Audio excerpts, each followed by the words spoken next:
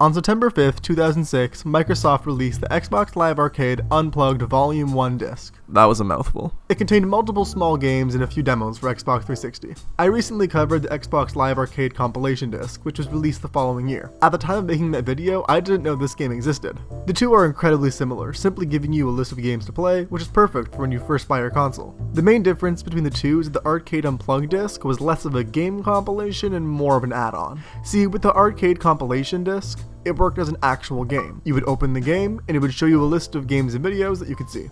This disc does not do that. Rather, it simply adds a few games to your catalog. Since I recently covered the compilation disc, it only made sense for me to check out this disc as well, to see how good this selection is and compare it to the successor.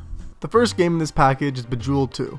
It's Candy Crush. Off to a great start, I see. In all seriousness, this is not a bad game. Remember that this came out in 2006, a time where smartphones and easy access to Candy Crush didn't yet exist. For 2006, this isn't a terrible game to include, but yeah, there really isn't much of a reason to play this today, considering you can get it and many similar versions on mobile and modern consoles. Following Bejeweled 2 is Geometry Wars Retro Evolved. I love Geometry Wars. It's got lots of pretty shapes and colors. The main premise of this game? Survive. You fly around avoiding multiple colorful shapes, while also shooting them to gain points. Despite how simple it is, I think this is probably my favorite game in both this entire package and the compilation disc. The music is upbeat and intense, the sound effects are super satisfying, the colors are a marvel to look at, and the gameplay itself is just fun. It does become pretty intense and hard to tell what's happening as you get further into the game with so many colors flashing on your screen, but I love it.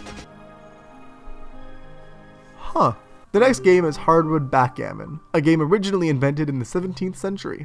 I mean, it's not bad, don't get me wrong, but this is not the kind of game I'd ever want to play on an Xbox, you know? I'm just gonna go ahead and move on to the next game. Outpost Kaloki. This game is pretty neat. It's basically City Skylines, but in space.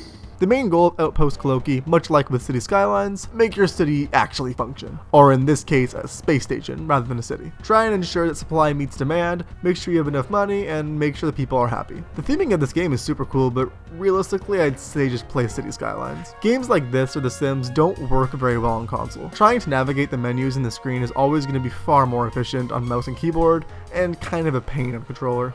Following that is Texas Hold'em. It's a variant of poker, but on console. Again, much like with Bejeweled 2 and Backgammon, these just aren't games I'd want to play on Xbox. There isn't much to say about this. It's Texas Hold'em on Xbox.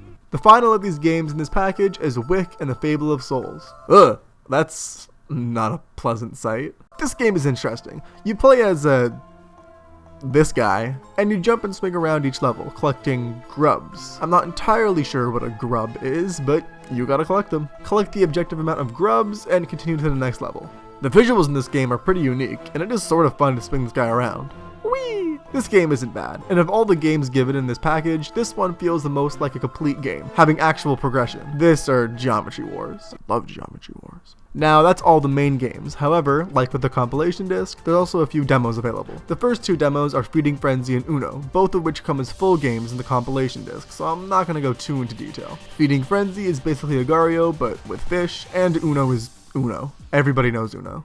The final demo is Marble Blast Ultra. This game is actually pretty fun. It's kind of like Super Monkey Ball or those ball levels from Mario Galaxy. Navigate these 3D stages as a marble, roll to the finish, and try to do so as fast as possible. This game's actually really good, arguably the best game in this entire package. It's a shame it only comes as a demo, and unlike the other two demos, this one does not appear as a full game in the compilation disc. Although honestly, I'd say this game is worth buying separately. And that's the Xbox Live Arcade Unplugged disc. In my opinion, the compilation disc that released the following year is a much better choice if you're debating between the two. However, this package is still pretty good, and has some really good games. The main issue with this compilation is that a lot of the games available aren't really games you'd want to play on Xbox. Texas Hold'em, Backgammon, Bejeweled, these are the kind of games you play either in person or on your phone. But I suppose for the time it was cool to have on console.